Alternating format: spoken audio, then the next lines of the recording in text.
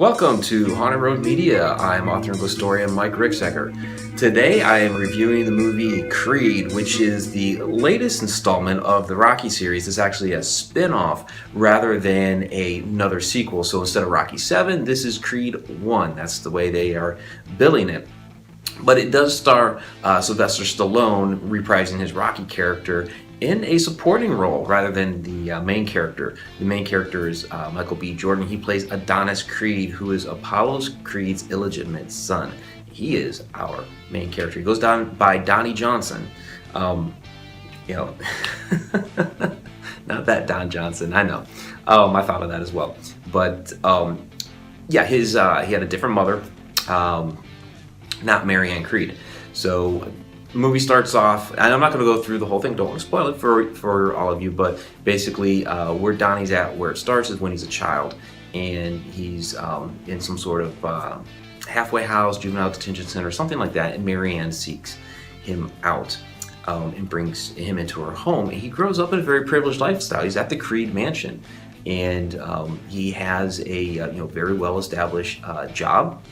And he could take off in that sector. He's very well educated, but he's been fighting down in Mexico. He is a scrapper. He was scrapping at the juvenile detention center, and that's kind of where his heart is. However, his own father's legacy, his academy there in LA, won't train him. They don't want anything to do with him. And he thinks he's all that because he's 15-0 down in Mexico. He gets schooled at the gym.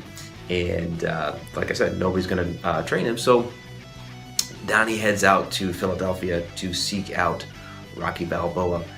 They do show him popping up some YouTube videos, watching the old fight footage, and basically mimicking the different fights. So he does kind of have a Rocky fixation. So he goes to seek out Rocky, and Rocky's kind of where we left him. He's running the restaurant at Adrian's. He's no longer fighting. And at first, of course, he's kind of, hands off, doesn't want anything to do with training him. And of course, he's coaxed into doing it. Otherwise, we won't have a movie, right?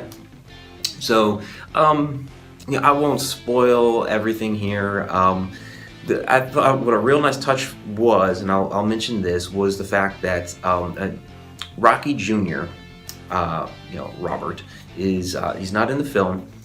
They have him moved off living in Vancouver. But they do show a photograph of Rocky with his real son, Sage Stallone, who played Rocky Jr. in Rocky V. And so I thought that was a nice little piece that they showed. It was a younger picture when Sage was much younger, probably the early 80s, somewhere around there, maybe mid-80s, something like that. So that was a pretty nice touch because of what happened with Sage. So of course, Adonis meets his challenges. There's the whole name thing. And of course, kind of like a couple of the other Rocky movies, there's a little bit of a gimmick to getting him fighting. Basically, the heavyweight champ at that time has a bunch of legal problems, might be going to jail. He wants one last good money fight before the prime of his career is gone, so that, his children are taken care of. And so Creed is going to give him that money battle because of the name. It's there. It's the name alone. Kind of like the last one where it's like, okay, Rocky's gonna do it for Mason Dixon, give him that real challenge. Part of those proceeds were to charity, which was a nice call. So there's a love interest with Adonis. There's a lot of different head battles that he's having to go through with his legacy, his name, things like that, because he wants to make a name for himself. He doesn't come off as Creed at first. He wants to be Donnie Johnson. But of course, the fight is a Creed fight. There's some other things going on with Rocky. I'm not gonna, like I said, I don't want to spoil it too much. But Rocky's kind of fighting some of his own demons, and there is a bond there that grows between Donnie and Rocky.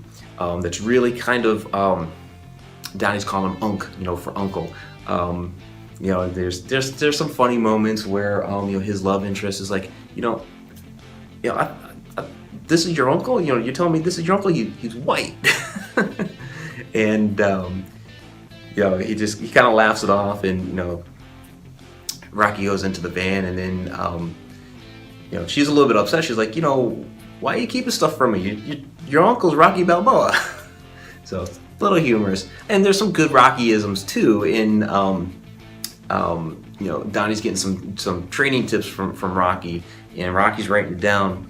Donnie snapshots it on his phone, and Rocky's like, well, wait a minute, don't you want to take this with you? It's like, no, I got it right here on my phone. And Rocky's like, well, what if you break that thing? And Donnie's like, well, it's already uploaded to the cloud. And Rocky's like, cloud? What cloud? Total cool Rockyism. I love those sorts of things. I quote them all the time in like my everyday speech, so people probably think I'm a little, punchy. In any case, I mean, I think it's a great movie with the dynamics between Rocky and Donnie, because they do form a really good relationship, very, very close knit.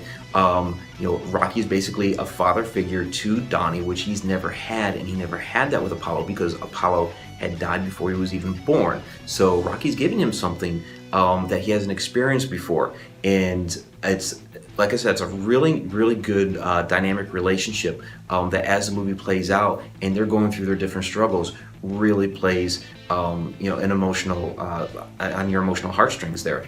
The love interest there with she's a singer. It's kind of interesting. It's not just like, okay, here's this girl I met and now they're in love. She has some of her own issues too. She's trying to build a music career and has a degenerative hearing condition. So there's some things that they can play with as well in subsequent movies. And come on, it's not just going to end at Creed 1. It's good. There's going to be some more. It's a Rocky spinoff is going to have more than one. Especially kind of where they leave it, and I won't give you too many details about that. So yes, strong character development. Some people are talking about possible Oscar nomination for Sylvester Stallone for Best Supporting Actor, and he really does do a phenomenal job between his relationship that develops with Donnie, some of the things that he's still dealing with from his own past, and some things that come up throughout the movie that move him in some different emotional directions. So Sly plays this one really, really well, and I'm pretty impressed, actually.